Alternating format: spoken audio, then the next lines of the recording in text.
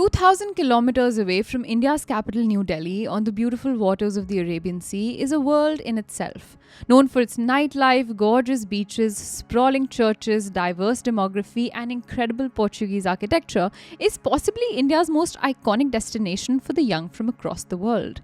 But nestled within the glitz and glam and picturesque scenery of this state is a life of drugs, parties, and sometimes crime that ends up keeping India on its toes. This is the story of one such case from that state that kept India on its toes. This is the story of Scarlett Keeling.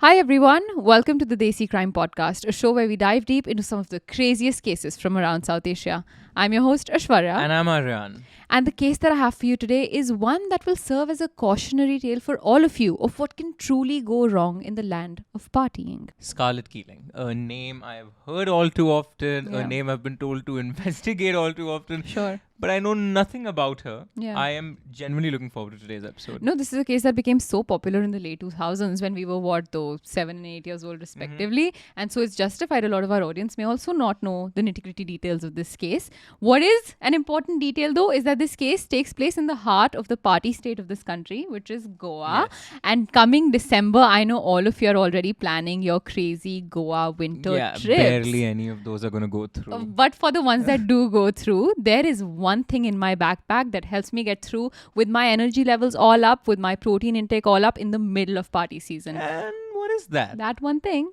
is the whole truth food protein bars. Every winter, Indians flock to Goa for the time of their lives away from Delhi ki sardi. With Christmas, New Year's and weddings right around the corner though, our diet is the first thing that goes out of the window when we're in party mode. I've got the most simple solution for you though, for when you wake up at 1 p.m. after a groggy night out and don't have the energy to care about what's going in your body. The whole truth protein bars. I love the more times Aishwarya does retakes for these ad reads, the more bars I pop into and start eating. You know, actors in movies, when they're doing a role and they're eating something, they usually feign. They act as if they're eating. Yes. Guys, with all the chocolate all over my mouth, you can tell I'm not feigning. He's not I'm acting. having one of my favorite flavors of the whole fruit protein bar. And I think this is going to be the first winter in a long time where the winter bulk that we, used to justify the weight we gain because of all the Christmas treats we nibble on. This is the first time I'll be able to enjoy Christmas treats without actually feeling like I'm bulking or I'm doing something that's unhealthy for myself. Well, I'm all like curled up in the bed watching Gilmore Girls when it's cold outside. Whether you use this as a post-party recovery snack or a stay-in-bed Gilmore Girls binging kind of snack, head to thewholetruthfoods.com and use code DESI20 at checkout for 20% off the most amazing protein bars, which come in the most incredible, the tastiest, the most cleanest flavors available on the market. I approve this message. Now taking you to Goa. In February of 2008, a 15-year-old British tourist in India, Scarlett Keeling, was in an argument with her mother that may be all too familiar to any of us who have once been 15. You see, Valentine's Day was coming up, and having lived in Goa for a while, Scarlett knew of an incredible Valentine's Day party about to take place on Anjuna Beach in a few days. She really wanted to attend with her friends, but there was one small problem. Her family had just a few weeks ago moved from Goa, where they had been living since November of 2007, to go to Gokarna in Karnataka to save some money and recuperate from that hectic Goa life. To let 15-year-old Scarlett make the almost 4-hour journey from Gokarna to Goa alone for some party was not okay with her mom, just as it wouldn't be to any of our Desi moms. But Scarlett was not giving up. Coming up with all sorts of reasons to get her mom to agree, Scarlett finally said something that did the trick and got her mom to let her go. She told her mom that she would stay at her boyfriend's aunt's place that was on the same beach as the party. Scarlett's logic was that this way she'd be safe. She was going to be in the house of someone she trusted, which was also very close to the location of the party. What could possibly go wrong? And her mom bought the logic too. Quote, she hassled me stupid. She was really unhappy. A big, sulky teenager making my life really hard. Is how Scarlett's mother described her daughter's behavior right before she agreed to her daughter's demands. If you're listening to all of this and going, wow, there's no way my parents would have agreed to let me do this at 15, I feel you. In fact, telling my parents I'd be living with my boyfriend's aunt would only have made things a lot worse for me, right? Not better.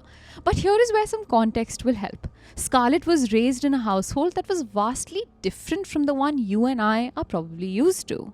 Fiona McEwan, Scarlett's mother, had lived all of her life in England, where she was raised by a single mother in public housing, after which she moved to Devon in southwest England when she was a little older.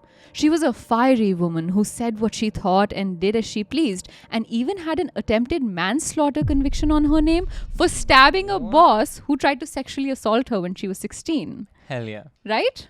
More part to If you. she was in the if, right, if she was in the right, and then I a believe little her. bit hell yeah. Hell yeah. Hell yeah, only because it's attempted, guys. Okay, it's That's the true. initiative that I like, not the act. Not the Let me just action. make it very Right, clear. right. It was here in and around Devon that she had given birth to her 9 children from 5 different men, none of whom were her husbands, and by extension, none of whom had very active roles in their children's lives. All right, the hell yeah, I rescind it a little bit. I mean, Why? that's a little too much. That's Too many kids, too many men. kids, what? too many partners. I think An unstable life, basically. An unstable life, yeah. Right. I mean, and it doesn't bode well for the kids, is what I'd assume. Yeah. Scarlett, of these 9, was the third oldest. And so even though she had these 5 partners, Fiona had basically raised her kids as a single mother with a rather unconventional free love outlook to parenting. Fiona had chosen to mostly homeschool her kids, raising them on a 5-acre plot of land inside caravans and buses, where they saved money by growing their own food and raising their own cattle, like horses, goats, and ponies, far away from the rest of civilization.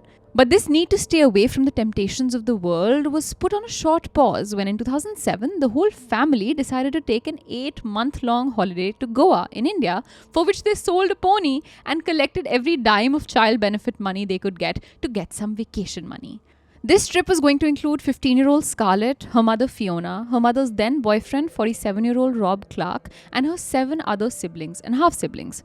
Her oldest sibling decided not to come along, hence only the 8 out of 9 kids on the vacation. But regardless, the family was very excited. In Goa, the family slowly created a life for themselves. But this is also where Fiona's choice of parenting her kids the way she had led to some consequences.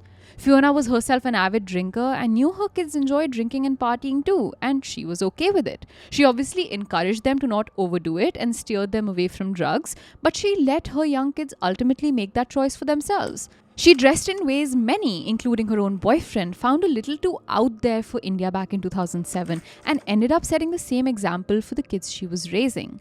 While she loved her kids deeply, to say that she was a less than ideal role model was no exaggeration. And so it would come as no surprise that a lot of her kids were heavily into drinking and partying too, with a bunch of them even regularly smoking up or doing even harder drugs like LSD and cocaine. She's the kind of woman I'd want as an aunt, but not as a mother. Yeah, I get the vibe. Quote, Scarlett's always raving, going out, getting stoned and being off her face is how one of her own siblings described Scarlett. Fiona's oldest child, her son, who stayed back in the UK while the family travelled to India, also, in Fiona's own words, had a serious drug problem. While living in Goa, some of the kids ended up getting their own jobs as a way to help sustain the family and earn a little bit of pocket money for all their adventures and outings. Scarlett ended up getting a job with a 25-year-old local Goan man named Julio, that is up for debate, Lobo, who was a tour guide for the many tourists that visit the destination. He ran his own tour guide company and took tourists on boat trips and snorkeling trips to spot all sorts of marine wildlife. Slowly, this work relationship between 15-year-old Scarlett and 25-year-old Julio turned romantic and sexual, with the two beginning to date and spend every waking hour together. This was a relationship that Scarlett's mother Fiona and siblings were aware of too, with Fiona's own kids even raising alarm about the weird nature of it and the fact that the two slept in the same bed together. But to Fiona, her kid was capable of handling the situation. Quote, that's just what kids do around here, is what she had said in response. She was just having fun, helping out, serving food and drinks. She was pretty and everyone liked her, is what Fiona said about Scarlett. Little did Fiona know, while her daughter may have really had feelings for Julio, she had told a friend of hers that she was compelled to keep sleeping with him, literally and sexually, so that she could keep a, quote, roof over her head. This was a young girl who, for reasons unknown, clearly felt alone and as though she needed to fend for herself at the age of 15, while her mother spent her days sitting at Curly's, the famous bar in Anjuna, where she drank and smoked up with her boyfriend. Now, none of this is to raise moral questions about the character of Fiona or Scarlett. There is more than enough of that online and on podcasts all over the internet. The morality of a teenager smoking weed or having sex or a fully grown woman dressing how she wanted and drinking how she wanted is not for me to decide. What I will say is that this is all high risk behavior in a foreign country that is very likely to put you in harm's way and in situations that can very quickly get very hard to get out of, unfortunately, especially as a woman. Where Fiona is to be blamed, in my opinion, is not her character as a woman, but her protectiveness as a mother. Sure, her kids may be deeply confident and fiercely independent, as has been described by their high school teachers from back in the UK, but they were all also too young to defend themselves in situations where the people around them were untrustworthy and ill-intentioned.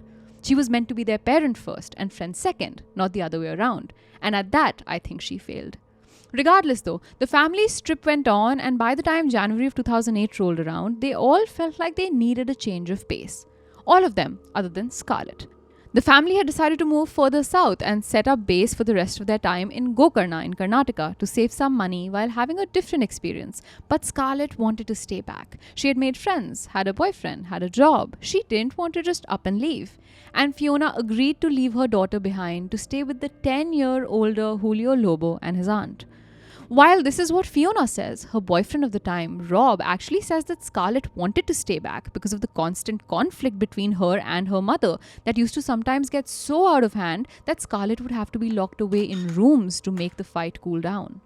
Once the rest of the family moved to Gokarna, according to Rob, communication between Scarlett and Fiona halted, with days passing by before any calls or messages, until Scarlett decided to visit the family in Gokarna shortly before Valentine's Day 2008. On this trip that Scarlett made, things were less than ideal between the women. Fights were still rampant, and here Scarlett told her mother that she had been using ketamine, a drug commonly abused for its hallucinogenic properties and also used as a date rape drug. This is what I mean by high-risk behavior. Forget someone else spiking your drink with a date rape drug. This is a 15-year-old who was doing it herself. On this trip, Scarlett also ended up crashing the family's only moped that they used to get from place to place, and then began her demands to go back to Goa for the Valentine's Day party about to take place on Anjuna Beach. Scarlett promised she'd be safe. She told her mom she'd be living with Julio's very humble Christian aunt, and that her living arrangements would be so close to the location of the party, she'd barely be out of sight. After the incessant nagging and multiple conversations, Fiona finally agreed to let Scarlett travel to Goa alone to party Valentine's Day away. But once Scarlett left, Fiona got a call on February 14th, a harrowing call. Her son, who stayed back in the UK, had gotten into a very serious car accident and was injured. The family would have to make plans to return much sooner than they had anticipated. After getting a feel for the condition of her son, on the 17th of February, Fiona called Scarlett and told her to return to Gokarna immediately so the family could plan their departure and go back to the UK. This call on the 17th between Fiona and Scarlett was the last call the two women would ever have. And this evening, the evening of the 17th, would be the last time Scarlett would ever be seen alive.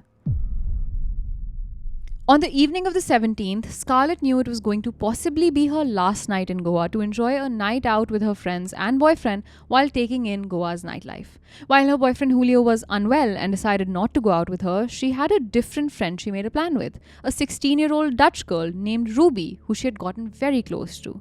The two girls got ready together in Ruby's room, bought a breezer from a liquor store near Ruby's home, got in a taxi where they drank that breezer, and then headed to a bar called the 9 Bar in Vagator, where they had another drink.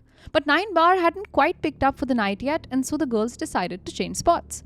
They headed to a second bar nearby where they had a couple more breezers, a beer each, and did some shots together too. Obviously, to any 15-year-old, this is a lot of alcohol, and the girls were visibly drunk now. While Ruby has come forward to say that neither of them did any drugs together that night, she has also said that Scarlett smoked up so much and so often that she would perpetually look high. Now, at this point, once the girls are drunk at the second bar, Ruby decided she wanted to go home and call it a night, and so Scarlett dropped Ruby off at her house, hung out in her room for a few minutes, gave Ruby a nice long hug, said her goodbyes, and promised to meet again soon. By 1 a.m., Scarlett was out of Ruby's apartment and decided to head to Anjuna Beach alone, where her plan was to party some more before going back to her room. At Anjuna, the first eyewitness accounts of Scarlett place her near a bar called Louis' Shack at around 3 a.m., where people claim they saw her drunk out of her mind, stumbling around and asking random people for a lift back home. One witness, a British carpenter named Michael Mannion, saw her fall in front of the shack, where he told other men to stay away from her because of how out of it she was, and he helped her up himself. In the conversation he had while picking her up and helping her, he says she told him that she had done a line of cocaine, a little bit of LSD, and taken 2 ecstasy pills too. Once Scarlett is up but unsuccessful in getting a lift for a while, she ended up walking into Louis' Shack's kitchen, where she met and decided to hang out with the men who worked at the restaurant as servers and chefs. This included the 30-year-old married bartender Samson D'Souza and the much older Shack employee, 39-year-old Placido Carvalho. With these 2 men, Scarlett did some more cocaine in the Shack's kitchen, which has been confirmed by a man named Murli Sagar, who witnessed it all go down. Between 3 a.m. and 5 a.m., Scarlett hung around Louis' Shack, and then at around 5 a.m., the British carpenter who had helped her up, Michael Mannion, saw Murli Sagar agree to take her home and walk her out of the bar.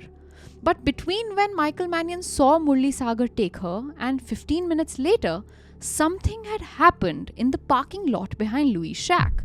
When Mannion walked over to the parking lot to call it a night and head home himself, he saw no sign of Murli Sagar, while he saw the drunk and drugged Scarlett lying on the gravel floor of the parking lot with a man on top of her. The moment Mannion saw this man, he knew who it was. It was a 30-year-old bartender who was doing coke with Scarlett just a while ago, Samson D'Souza. Quote, "In the light of the front beam of his scooter, I saw Samson D'Souza on top of Scarlett. I was in a complete state of total panic, shock. I got on my bike and I rode off." End quote. Where the hell was Murli Sagar, the man who had volunteered to help Scarlett get home safely?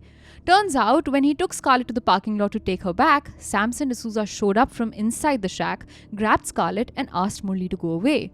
A scared Murli was in no state to fight the much more intimidating Samson, and so he just did as was told. He left the 15-year-old just like Michael Mannion had, and neither of them told anyone. It is important to note here that Michael Mannion actually lived with Samson D'Souza and Samson's French wife. So maybe, this is just my hypothesis, he felt indebted to Samson for giving him a roof to sleep under, and that's why ran away instead of calling the police on him. Regardless though, because the men ran away displaying their cowardice, this became the last eyewitness account of anyone seeing Scarlett alive. The next time she would be seen would be just a few hours later at around 6:30 a.m. when she was found dead by a local bartender, semi-naked with her bikini bottoms and shorts off her body, lying face down in the warm Arjuna Beach waves.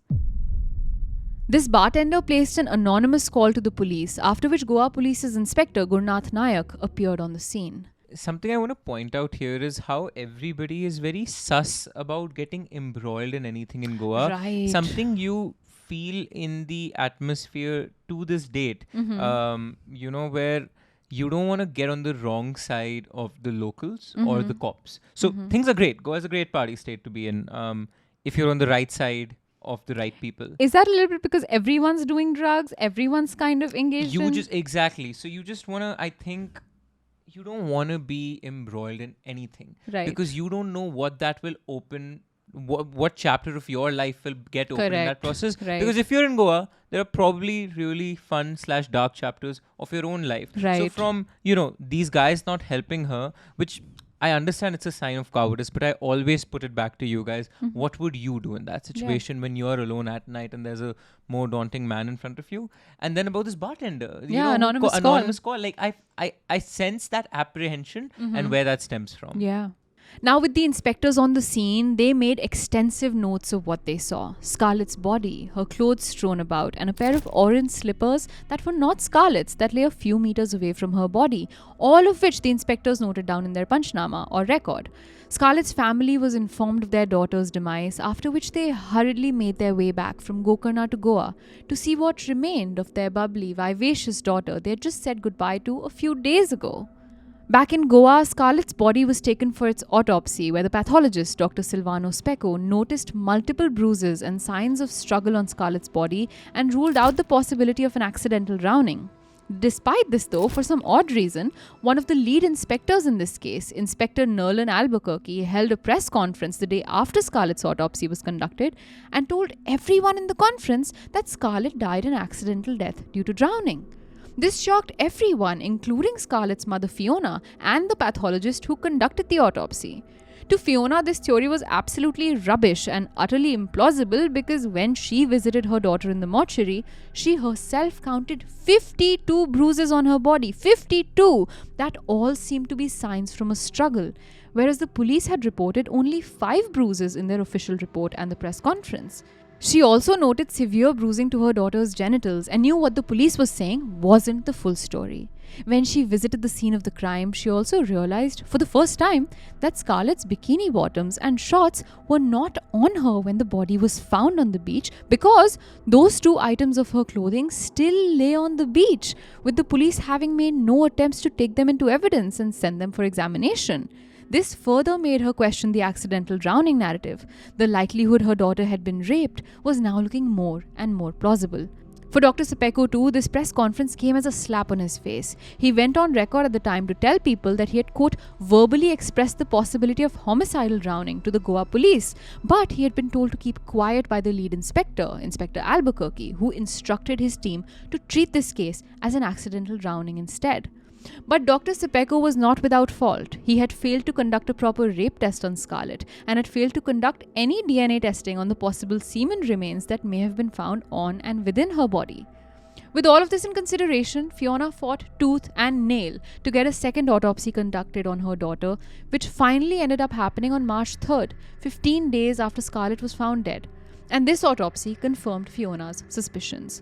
Not only did Scarlett's body show signs of a violent struggle and sexual assault due to the heavy bruising of her pelvic area and bruising to her upper back, indicating she had been forcibly held down, but it also revealed the drugs within her system: LSD, cocaine, and ecstasy.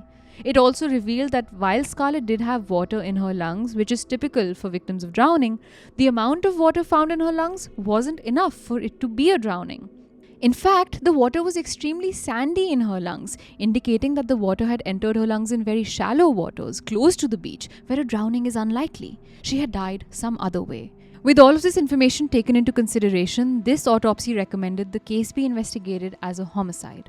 While the police and the Goa Chief Minister at the time had initially tried very hard to run away from a homicide investigation and had made this look like an accident, by the time March had rolled around, international press coverage had reached astronomical levels, with some of the biggest news channels across the world talking about the death and shining a spotlight onto Goa and its culture of drugs, parties, and crime.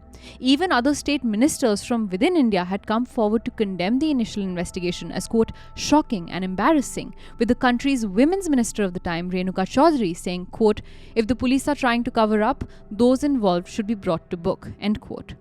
And with that, by mid-March, an FIR, or First Information Report, was filed in the death of Scarlett Keeling, officially making the case a homicide that needed investigating. In a move that came as a huge relief to Scarlett's family, just 24 hours after the FIR was filed, the police used the statements of Murli Sagar, the man who had initially agreed to drop Scarlett back home, and Michael Mannion, the British man who had seen Samson D'Souza on top of Scarlett in the parking lot, and ended up arresting Samson for further investigation. Just weeks after that, they made another arrest, that of Placido Carvalho, the 39-year-old who, along with Samson, was doing coke with Scarlett in the restaurant kitchen that night. By the last week of March, with 2 men under arrest, Inspector Albuquerque and pathologist Dr. Sepeko had both been removed from their posts for the botched investigation that had delayed justice and made India look like the laughingstock of the world. A fresh investigation started under a new set of detectives, which, by June of 2008, more than 100 days after Scarlett's death, ended up getting transferred again, but this time to the CBI. While the CBI did their due diligence and began from scratch, a very sad piece of evidence came to the forefront and ended up getting into the media's hands, putting Scarlett's every intimate thought and action up for the world to judge and read. Her personal diary that she began shortly before she and her family came to India. One of the first entries in it, written right before she left for India, said, quote, went to see a mates a last time and then I'm off to India for 6 months. I'm getting excited. I went to a party last night, got drunk, stoned, and was tripping on mushies, end quote. A different entry after she came to India and met Julio said, quote, At the full moon party, I met this guy, Julio. I was pretty messed up, like I had taken a pill and drunk a lot of vodka. I don't remember that much, but it took like 2 weeks before me and Julio were hanging out regularly. End quote. One of her last entries read, quote, I think Julio's just using me. He says he loves me, but I don't think so. He treats me like I'm only with him for his money or sex. I want to go home, but I'm stuck. End quote. Her diary showed random doodles of a hangman, next to which she spoke of her ardent desire to go back home, far away from everything Goa had offered her. I'm stuck. I want to go home, one entry read. According to an article in The Telegraph, though, the diary entries got sadder and progressively darker, giving the world a peek into the mind of a young girl struggling with something. Her last undated diary entry read, I really don't know what to do. I wish something big would happen to make my decision final. End quote. While she had told her that she would be living with Julio's aunt, the reality was that she was living alone in a rented room all by herself, where she struggled in silence all by herself. This detail reminded her of a weird interaction she had had with Scarlett in Gokarna shortly before her death that she now wishes she had taken more seriously. Quote, on one of Scarlett's trips from Anjuna to visit the family, she let slip something about a room key. I said, what do you mean, room key? She said she'd had a row with Julio's aunt. End quote. The revelations from this diary gave the world a free pass to judge the 15-year-old, to brandish her a slut, a girl easy to get, and one who stood against everything India stands for. While Scarlett's mother dealt with the backlash she and her dead daughter were getting worldwide, the CBI continued their investigation quietly in the background and finally brought charges against Samson D'Souza and Placido Carvalho. The charges being culpable homicide not amounting to murder, sexual assault, drugging, sexual abuse of a child, and the destruction of evidence. The choice to bring these specific charges against the two men was a huge blow to justice for Scarlett, because culpable homicide and murder have very different sentences. The difference in definition is that murder under Section 300 of the IPC requires intention, knowledge, and premeditation to cause death. Culpable homicide, on the other hand, involves killing without the specific intent to cause death, and so has a lot lesser sentence. But the fact that the CBI brought these charges and not something harsher wasn't necessarily their fault. According to Fiona's own lawyer, Vikram Verma, a substantial amount of evidence was destroyed due to the delay in transferring the case to the CBI, leading investigators to, quote, dilute the charges. Regardless, though, this decision broke the family's heart, and what was to come ahead would only break it further. For starters, the trial began 2 years after the murder in March of 2010 in the Goa Children's Court because judges assigned to the case kept retiring or getting switched to different jurisdictions. Even after the trial began, due to a lack of judges and insufficient legal infrastructure, Scarlett's case only got about or less than 1 hearing a month, dragging the case on for what felt like an eternity. Once trial picked up a little and prosecution began to slowly call its 72 witnesses, the prosecution's star witness, the man who could have given a clear account of Scarlett's last moments alive, the British carpenter Michael Mannion, fled to the UK and then just refused to come back to testify in the case, citing a danger to his life from Goan locals if he stepped foot in India again. The CBI even arranged to have his statements be recorded using video calls, but he refused, this time citing, quote, trauma and PTSD from having to relive that night as reasons for not wanting to speak on the matter. I previously said that cowardice, it's easy to call not helping in the moment cowardice, because we do not know how we'd ourselves react in such a situation. This is cowardice. This is cowardice, yeah. This is, you're talking about your trauma and PTSD. A kid has died. You're alive. Yeah. You weren't the one assaulted. You saw it. I get it, but I think it's your prerogative to give your testimony if that can bring or that can bolster the sentence that the criminals would get. Absolutely. When Michael Mannion refused to testify, all of his statements were ruled inadmissible by the court, destroying a huge chunk of the prosecution's case. Justifiably so, Scarlett's mother Fiona felt deeply betrayed by Michael, not just for when he did nothing to save her daughter, but now for this. Quote, he's a coward and a git. He should have at least given evidence. If he had given his evidence, I think we would have had a watertight case, she said in an interview. With no DNA tests conducted on Scarlett's body at the time of the autopsy and their one lead witness now gone, the prosecution had a shaky case at best, which is when the defense pounced at the opportunity to use Scarlett's diary to argue that she was a girl who was very capable of taking her own life. Defense claimed that Samson D'Souza was with the quote, if someone wants to shield someone, the only person who can be targeted is somebody lowly like a barman, end quote. These were the words of the defense counsel Marvin D'Souza, calling that part a stray remark that was misread by the media. They went so far as to claim that all 52 injuries noted on Scarlett's body by her mother and the second autopsy were all caused while she lay dead on the beach, not before she died, or were caused while she lay in the lab for the postmortem. With all of that morphine and cocaine in her system, even a strong swimmer like Scarlett could have died in the high tide of the evening Goan waters, they claimed. At one point, the Goa police even tried to bring charges of negligence against Fiona, which she found, quote, disgusting and an attempt to change the media focus away from its own investigation's shortcomings, end quote. While these court arguments were taking place, Fiona couldn't help but notice the body language of the two men. She said one of them, Carvalho, at least had the decency to look away from me and down at the floor. The other, D'Souza, just stared straight at me with a coldness, almost an arrogance. It was awful. Hopefully, that won't have done him any favors in front of the... All we know is that by September 23, 2016, more than 8 years after the murder and 6 years after the trial had begun, the verdict in the murder of Scarlett Keeling was out. Samson D'Souza and Placido Carvalho were both pronounced innocent on all charges on account of a lack of evidence against them. While the verdict hit the family like a hurricane, Fiona and her lawyer pledged to take the case up to a higher court and continue to fight for justice. I have to go on. I have to fight for her because she deserves it. She deserves not just to be left like that and forgotten. She deserves to have some sense of justice for what has happened. She was a nice kid, she said. But the fact was that Fiona and her lawyer didn't have to fight for justice. The CBI was going to challenge the Goa court's verdict in the High Court just a year later, claiming not only that the justice in the case had failed to apply her judicial mind to the case, but also treated witness testimony poorly by dismissing it when it didn't need to be completely dismissed, like in the case of Michael Mannion.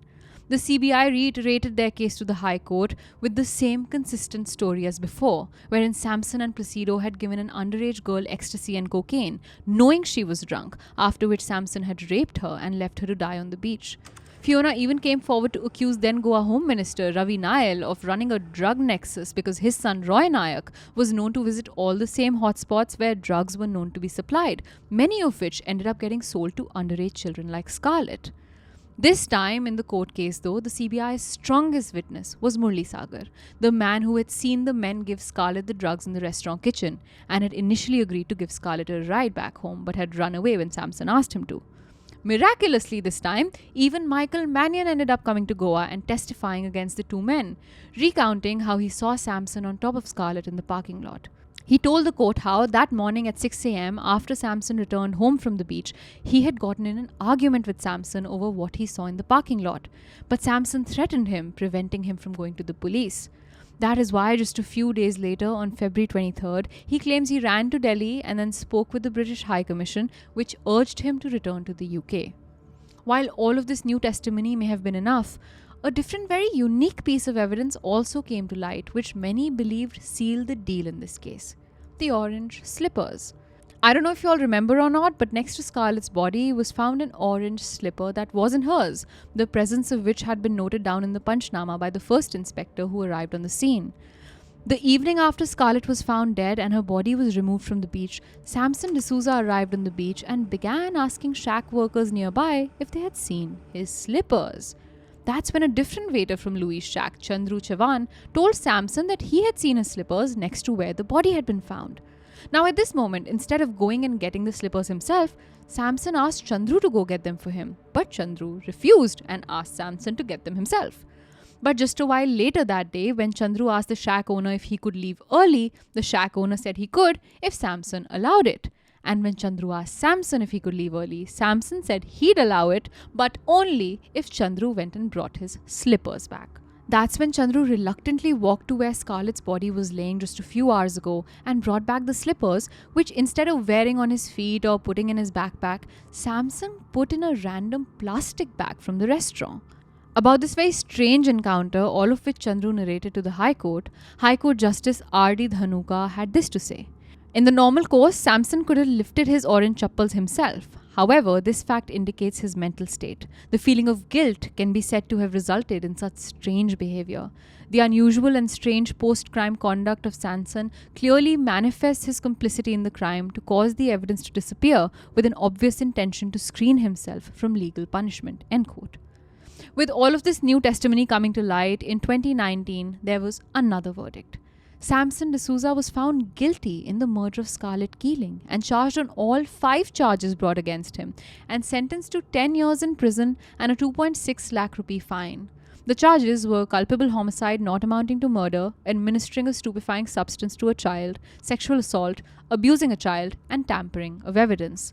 While Placido's presence while Scarlett was being given the drugs was proven to be just as true as that of Samson's, he was found not guilty on all charges brought against him and walked a free man. Quote, a year less than it's taken us to get this far.